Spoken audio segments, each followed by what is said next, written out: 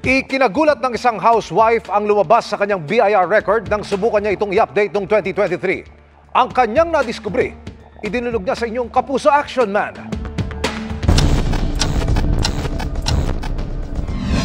Plano lang sana i-update ng housewife na si Ina, di niya tunay na pangalan, ang civil status sa kanyang BIR record noong Enero 2023 pero hindi magandang balita ang bumungad sa kanya.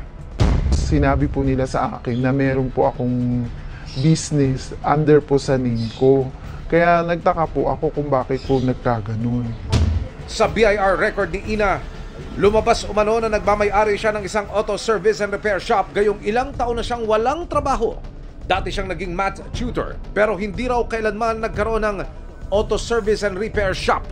Nasiraan na rin po ako ng loob kasi kumbaga lahat na lang po ng BIR pinuntahan ko pero wala po silang maipaliwanag. Bakit po ganun yung nangyayari na nagkakaroon po ng mga business name dun sa pangalan ko po mismo na hindi naman po talaga ako yung nag-apply. Nangangamba si Ina dahil baka magpatong-patong ang buwis na singilin sa kanya dahil sa negosyong naitala sa kanyang record. Bakit nangyayari yung ganyan na gagamit yung pangalan? Ang gusto ko lang naman po talaga, maayos po yung ng pangalan ko. Sa pagsasaliksik ng inyong Kapuso Action Man, lumabas sa certification ng Valenzuela City Business Permits and Licensing Office na nagkaroon ng registro ng negosyo si Ina sa isang barangay sa lungsod noong 2010.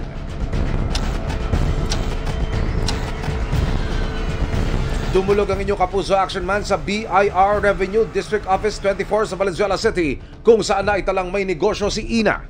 Nakipag-ugnayan ang ahensya sa BPLO Valenzuela at kanilang napag-alaman na una at huling nakapagbayad ng business registration ng naturang negosyo noong 2010.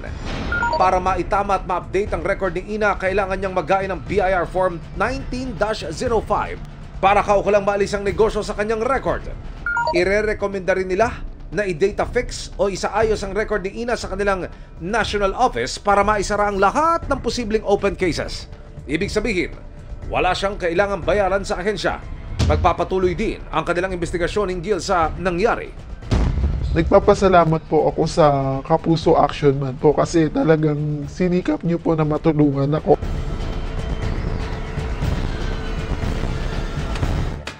Mission accomplished tayo mga Kapuso. Para po sa inyong mga sumbong, ipadala nyo lamang sa Kapuso Action Man Facebook page. Dahil sa anumang reklamo, pang-aabuso o katiwalian, tiyak may katapat na aksyon sa inyong Kapuso Action Man. Labis na nag-alala ang isang senior citizen na nakatalang patay na sa record ng PhilHealth kahit buhay pa. Dumulog siya dahil sa pangambang hindi mapakinabangan ng mga benepisyo. Tinulungan siya ng team ng inyong Kapuso Action Man. Buhay pa pero patay na raw sa record ng PhilHealth ang 73 anyos na si Romeo. Yan daw ang nakasaad sa email ng ahensya sa Metropolitan Manila Development Authority o MMDA kung saan siya nagtatrabaho. Paano nyo ho na-discover na kayo ay patay na sa listahan nila? Bali, pumunta po ako sa medical clinic namin at pinakita sa akin ng sekretarian. Kasi ang mga senior citizen, kailangan bago makapag-renew, kailangan maayos ang clearance sa medical. Nabasa ko na inilabas nila na ang Romeo Bilbar ay deceased na. Hirap tanggapin na buhay pa ako tapos pinapatay ako ng isang ahensya. Labis na nag-aalala si Romeo para sa kanyang mga benepisyo sa PhilHealth. Lalo't wala namang basihan ang pagbabago sa kanyang record. Kung maayos mga ganitong problema, sana wag na nilang gawin sa iba.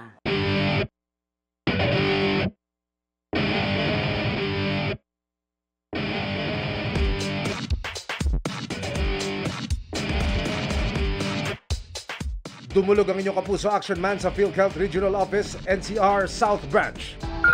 Nais humingi ng tawad ng ahensya kay Romeo hinggil sa nangyari. Lumabas daw sa kanilang verification sa membership database na nananatiling active na miyembro ng PhilHealth si Romeo tungo sa employer niyang MMDA. Naitama na raw nila ang maling data na lumabas sa kanyang records. Sa ngayon ay maaari na niya muling magamit ang kanyang mga benepisyo sa PhilHealth. Lubos namang nagpapasalamat si Romeo sa naging pag-aksyon. Mission accomplished tayo mga kapuso. Para po sa inyong mga sumbong, ipadala nyo lamang sa Kapuso Action Man Facebook page. Dahil sa anumang reklamo, pang-abuso o katiwalian, tiyak may katapat na aksyon sa inyong Kapuso Action Man.